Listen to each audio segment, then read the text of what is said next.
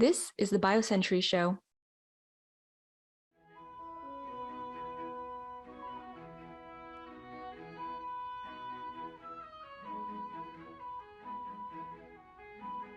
Brought to you by BioEquity Europe.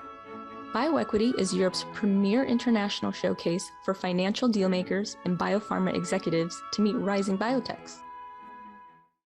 I'm Steve Usdin, BioCentury's Washington Editor, and I'm really pleased today to be joined by Patrizia Cavazzoni.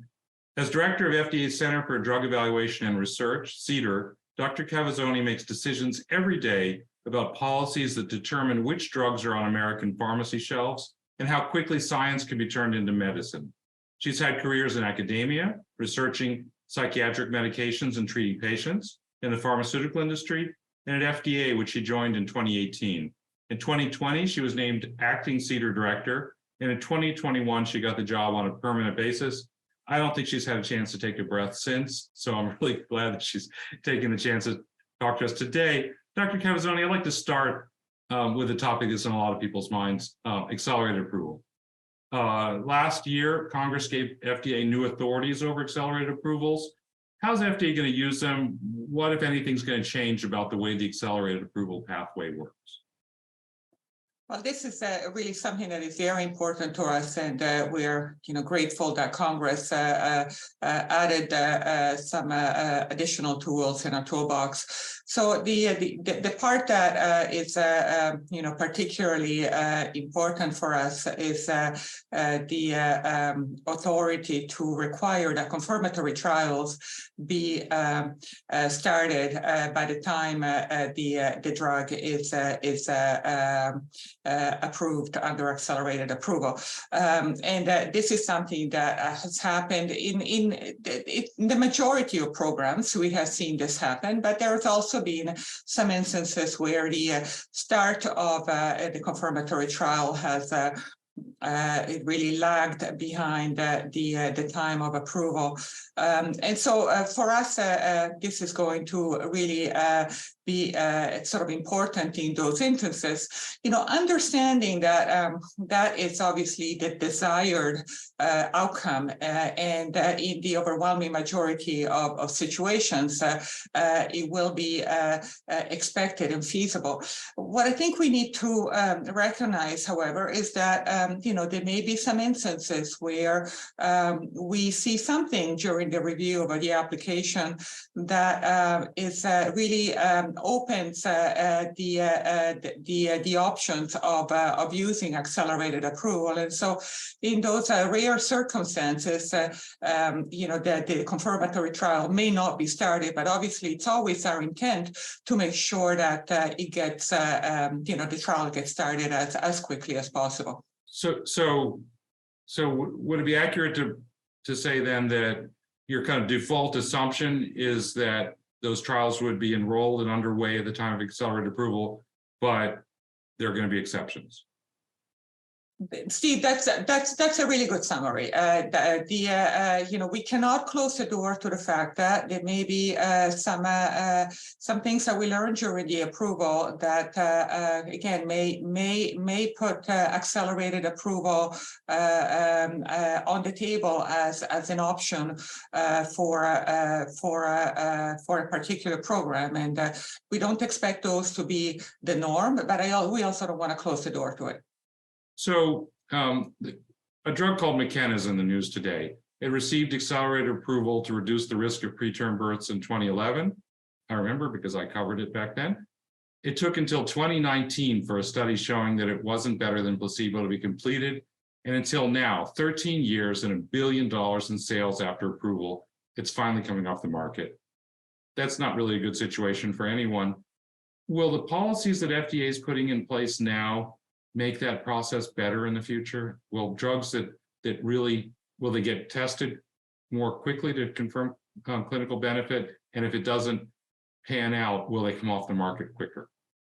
That's very much our hope and intent. We want to have the data from the confirmatory trial as quickly as possible.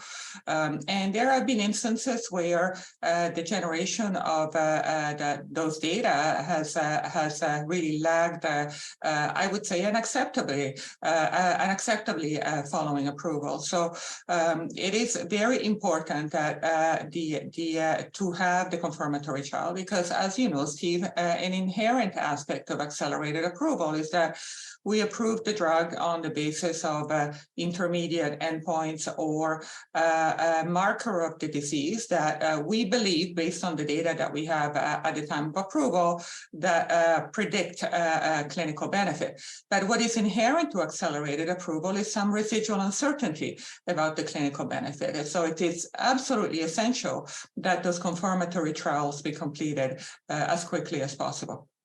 So you mentioned the endpoints, the surrogate endpoints that are used for accelerated approval. One of the more controversial aspects of accelerated approvals is what endpoints FDA accepts, what endpoints it doesn't accept. What do you think about the idea that FDA should do more to gain scientific consensus publicly about endpoints and to decouple that from specific product applications? That's a really great question, and I'm so glad that you're asking it, because this is something that we're really thinking about, very actively right now. We have situations like in oncology where endpoints such as progression-free survival, for instance, or observed response rate have been used for decades, and so they're very well accepted. And no one really disagrees that they can be used as the basis for accelerated approval. But then we have a host of other areas that are really sort of exploding.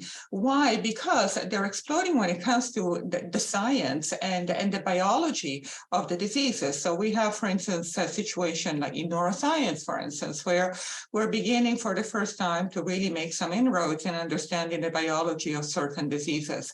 And so in those situations, obviously, we are also seeing the option or the possibility opening up that some of those new markers of disease may be used as a basis for accelerated approval. And so we're putting a lot of thought right now to around how we can sort of have those discussions and also more potentially open discussion and public discussions about these situations so that there is sort of greater clarity sort of by the time we get to specific to making decisions about specific programs. So, in addition to accelerated approval, and this kind of flows into what you just said about neurological conditions, the idea of regulatory flexibility has been on the minds of patient advocates, especially for rare diseases. Billy Dunn, who until recently, headed CDER's division that reviews drugs for neurodegenerative conditions, talked about regulatory flexibility in the context of a recent approval for an ALS drug, for example.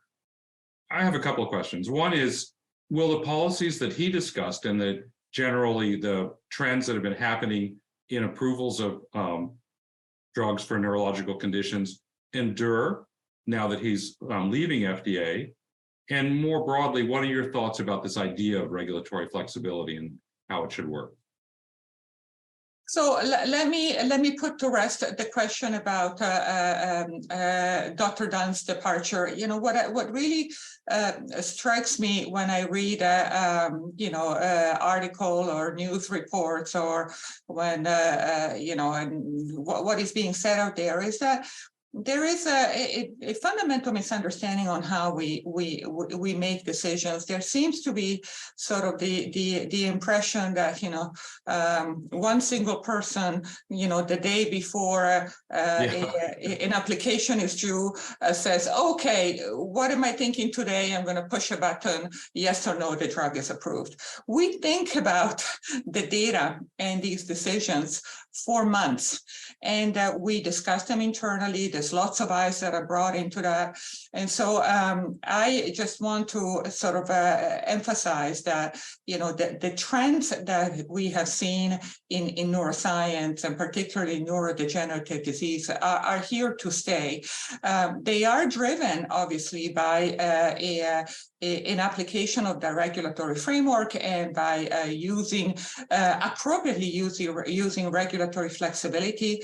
But fundamentally, what is driving what we're seeing as neuroscience is the science itself. It's the biology. It's the fact that we are beginning to make inroads in understanding of diseases that have been largely a mystery for decades, including ALS, including some of the rare neurodegenerative diseases and so on.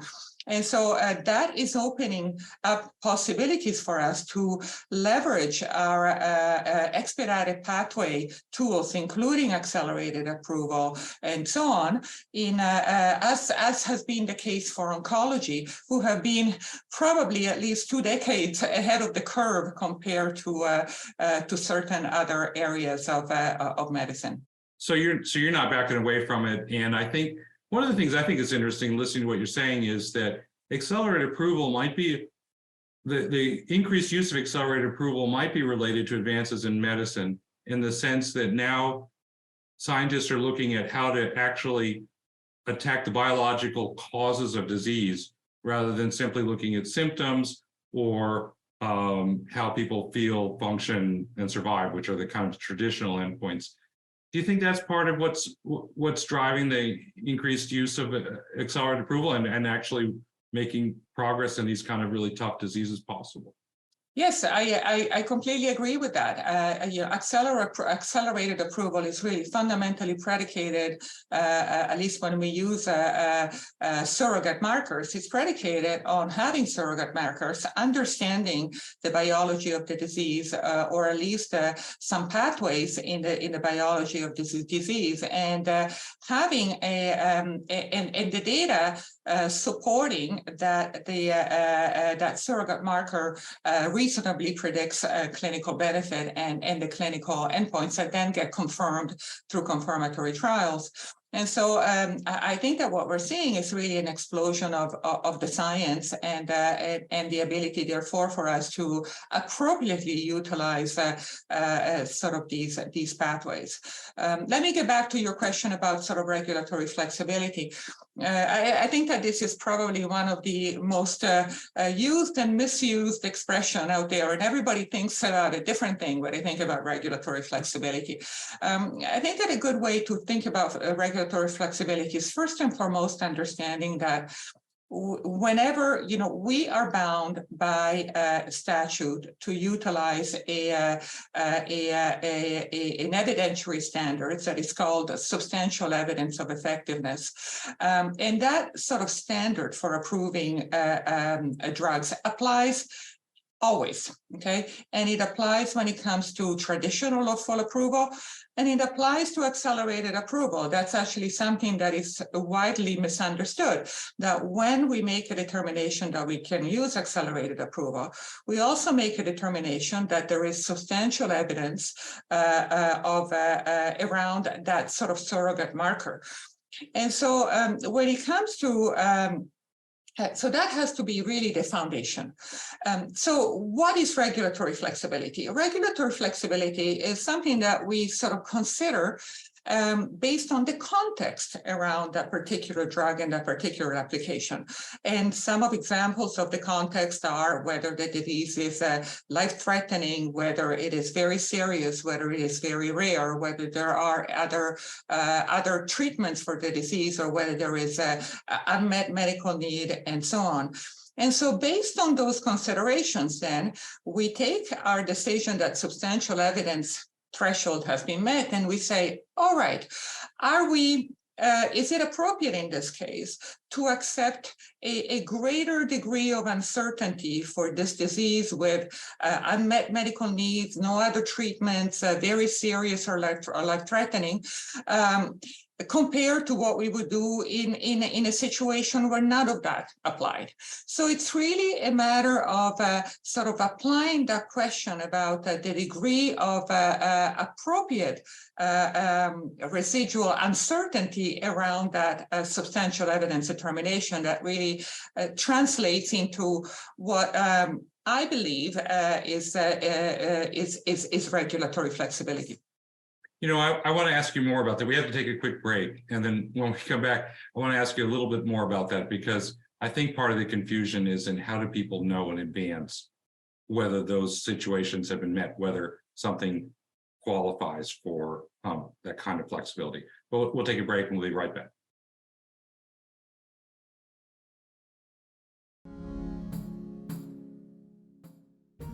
The 23rd BioEquity Europe Conference heads to Dublin, Ireland in May 2023 with a program focused on how to create a new playbook for biotech success in Europe.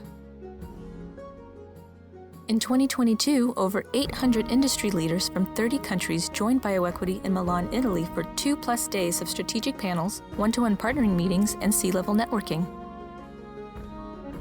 More than 150 biotechs selected by BioCentury presented their story to investors and potential partners. Don't wait, 2 of the last 3 in-person BioEquity conferences sold out. Register today and join BioCentury EBD in our Dublin Regional Host Committee at the industry's premier C-suite and investor conference. Visit bioequityeurope.com for more information. So we're back with Dr. Cavazzoni, director of CDER. We were talking about regulatory flexibility, and you gave a very eloquent description of the circumstances that lead you to know that some kind of flexibility is appropriate, right? The question I have is, how do patients, how do drug developers, maybe even how do FDA reviewers themselves know in advance whether those circumstances are relevant and to what extent they are? That's a great question. I think that first and foremost, we don't operate in a vacuum. We write a lot as a regulatory agency. We have guidance that speaks to this extensively when it comes to the type of data that we will accept or we think would meet the substantial evidence threshold, depending on the circumstances. And so, for instance, we have stated in some instances, such as in rare diseases, for instance, we think that a persuasive single trial might be sufficient to meet the substantial evidence threshold. So our guidances are very important. When it comes to sponsors and patients, because we really believe in patient-focused drug development, and so we want the patient community to really understand this. I think that very early engagement with us about these questions is extremely important. And what is very important when we have these early engagements with sponsors is to really have sponsors think very early in the development process. And I'm thinking about, when at the time of the pre-IND or IND meeting, really think about sort of the translational medicine aspect of the program. So not only obviously developing running the trial, but also think about additional information that they can bring to us that sort of elucidates the biological possibility for the effect of for the mechanism of the drug, preclinical data that can lend support or confirm what we see in clinical trials, particularly in a situation where we have to make decisions on the basis of a relatively small single clinical trials, which is very often the default situation when it comes to rare diseases. So that I cannot emphasize enough the importance of sort of the translational medicine aspect of drug development, particularly in the rare disease space. So I want to switch gears just a little bit and talk about advisory committees. So to me, advisory committees are supposed to serve 2 purposes. One is providing external independent advice to FDA, from scientists, from the medical community, especially from patients. And the second is informing the public. And I'd argue that they don't do a great job, certainly not an optimal job either. What's your view about the advisory committee process? Is there a need for change? And do you have any plans at CDER or at FDA to make changes? So first and foremost, Steve, I completely agree with you that those are two very important functions for advisory committees. We bring very thorny issues, complicated issues to advisory committees, and those are situations where we really have to have sort of the scientific input from the committee sort of to guide us when we try to make decisions. But there are also situations, I believe, where we maybe, we may have reached a decision where we maybe, there may be the issue may not seem complicated to us, but they may be particularly sort of important from a public or societal standpoint. And I think that we should do more of those advisory committees. Trying to walk the talk here, I can tell you that we're doing a lot of work around sort of advisory committee optimization, modernization. This work that we're doing within as part of our new drug review program, sort of modernization initiative that was started, around the time I joined FDA, 5 years ago. And that is work to really optimize how we prepare for advisory committees, how we train our teams to develop, the best possible briefing documents, to have the best possible presentations, and so on. So this is part of our internal process. The other very important aspect of this is that, we're really putting a lot of thinking into how we can make sure that we have, the right experts for a particular advisory committee, for the particular question that we want to ask in an advisory committee. As you know, advisory committees have a permanent membership, but we can also utilize temporary members to bring in expertise that may be particularly needed for the question that we're asking. And so making sure that we have that expertise and that it is fit for purpose for that specific question is going to be sort of very, very important. And that's an approach that we have been utilizing more and more, if anyone is sort of paying attention, as part of sort of these improvements that we want to make. So you spoke out a couple of years ago about advisory committees at a public meeting. You said two things that I think generated some controversy at the time. One was about conflict of interest rules, making it more difficult to get the appropriate expertise on committees. But you also said that advisory committees can be swayed by emotion in the face of very hard facts to the contrary. I think that was the exact expression you used, more or less. What did you mean by that? And is there anything kind of concrete that you're doing to address both those concerns? Well, you've mentioned about the conflict of interest, maybe, but about... Yes, Steve, that may, I got quite beat up for those comments. So thank you for giving me an opportunity to maybe sort of address some sort of misunderstandings. So first and foremost, my view is that advisory committees are incredibly important. We are incredibly grateful to our advisors for participating and putting all of the work that they do in advisory committees. We want to do more. In fact, I was looking at our trends for this year. We are going to have significantly more advisory committees compared to the previous years, again, for the reasons that I mentioned earlier. When it comes to conflict of interest, I mean, we have certain rules within the government. They're there because they're important. Obviously, we cannot have, members in advisory committees who have, financial conflicts when it comes to the subject matter that is being discussed. At the same time, I have to say that it's becoming increasingly difficult to find experts who want to participate in advisory committees. And I will give you a few reasons. The first one is that, as always, the administrative bureaucratic process that the government imposes can be rather daunting for very busy scientists and experts. The second is that, yes, the conflict of interest rules are there, and we need to abide to them. At the same time, I have to say that industries and companies don't make our life easy, particularly in the rare disease space. And what happens is that we find situations where all or most of the experts have actually served as sort of consultants, advisors, or investigators in a given program.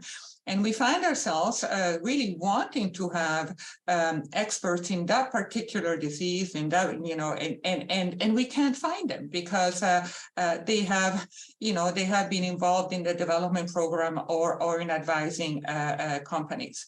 The other sort of trend that we're seeing is that some of our advisors are really being put on the spot in the complicated sort of very vociferous world out there, including social media and so on. And, we've had a couple of instances that I can recall where, they were actually quite vilified after sort of having taken a position in an advisory committee by the community, by advocacy groups and so on. And that is very unfortunate because it makes it even more difficult for our experts to really do what is already a very difficult job, but also, reduces the discourse to in a way that really doesn't really fit the importance aspect of advisory committees, which is to have as objective as possible a discussion about the science and the data. So do you want to also explain what you meant about basically about emotions kind of swaying these meetings sometimes? Well, there's more to that. I think that the overarching point that I wanted to bring forward is that, obviously we discussed some very important topics that are, may resonate obviously with a number of stakeholders. But at the same time, I think that we need to endeavor to have these discussions in a civil manner and to be able to have experts who feel free to be able to express their views without sort of being concerned about being chastised and so on. And also that we need to have, we need to, ideally, we would want to have a host or a much larger pool of experts for every specific disease, particularly in rare diseases. And it's very difficult to find them at times. So I want to ask you about something else completely. Everybody in the whole country, everybody in the whole world has gone through the pandemic. We've gone through working remotely. Everybody's in a different place than they were before, physically even. Where are you? I mean, it looks like you're in your office now. Where is CDER in this kind of journey of hybrid work and people working remotely and so on? How are you navigating that? Well, we're making the journey like pretty much every group, every organization, and every employer. When it comes to CDER, and I've actually worked, closely with my colleague Peter Marks, so we have taken a similar approach to, when it comes to CDER and CBER. We have sort of decided that in most situations, it is really important, and I would say essential, essential for our staff to have some in-person interactions.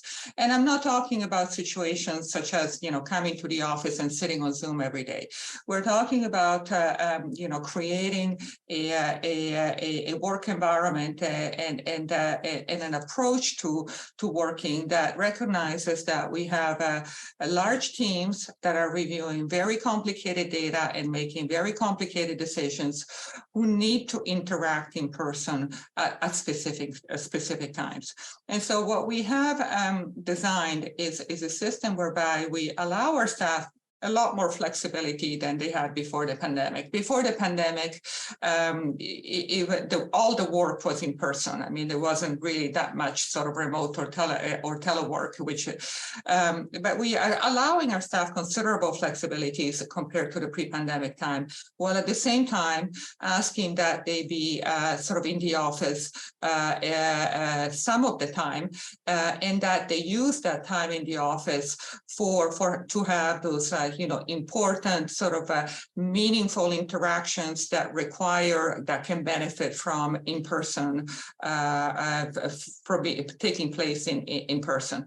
And so to give you an idea, right now we have approximately 80% of the staff at CDER who are on telework, meaning that they can work, from home at times, and they're also coming into the office a certain amount of the time. And if you look at that group, you see all of sort of the review disciplines are in there. Okay, and more, but we certainly all the application review disciplines, and about 20% who are working fully remotely, although sometimes, we may require them to come into the office.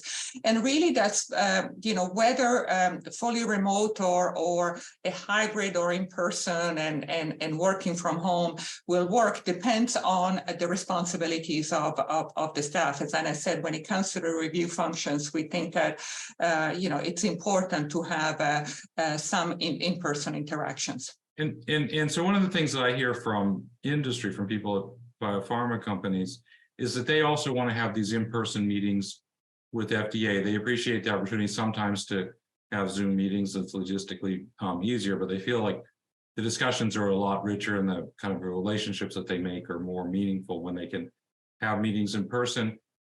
How's that going? What's going to be happening going forward in terms of meeting with, not just with industry, but with other stakeholders? Well, we want to go back to having some in-person meetings. And in fact, we have recently sort of announced that we are going to restart them.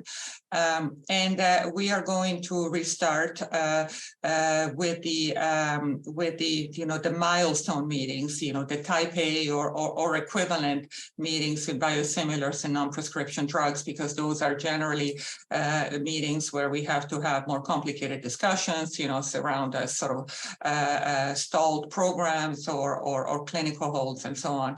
So we have started scheduling them in mid-February, and what we are envisioning is to get our sea legs with this first sort of cohort of meetings, and then look at expanding. Now we are sort of limited by a couple of things that we're working on as quickly as we can.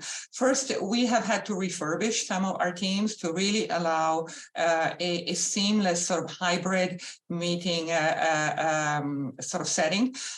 We would expect these meetings not to have the usual, 30 people on one side of the table and 30 people to the other, but really having in the room and in person, that handful of attendees on either side, both industry and FDA, and then being able to have other members of both, their respective teams join in via video. And for that, we had to really modernize some of our meeting rooms. And in fact, we are going to start having these meetings in a different building than what sponsors have been used to, because that's where we have the more modern sort of refurbished rooms. And so as we continue sort of that refurbishment work, we will be able then to expand the number of rooms and be able to expand get to sort of the next tranche of sponsor meetings. So what we've actually gone to the end of the time that we allotted for this interview, and there are a lot of things I wanted to ask you about that I didn't get a chance to. So I hope that we can have another conversation soon. But before I go, is there something else that you wanted to bring up? Any kind of like burning issues or priorities that you think that are important to talk about? Well, I think that what we're really focusing right now is our staff, the well-being of our staff, and really getting a transition into this sort of hybrid environment. We recognize that not only it's important for our current staff, but as you know, Steve, we are constantly focused on hiring more staff and also limiting attrition. And so we see the changes that we are making in the sort of brave new working environment as being conducive to both goals, attracting new scientists to the FDA, but also making sure that we retain our staff against a lot of competition out there, including industry. And so we really want to be competitive as an employer and as a sort of as a work culture. Great. Well, thanks very much. Thanks for a great conversation, and thank all of you for watching.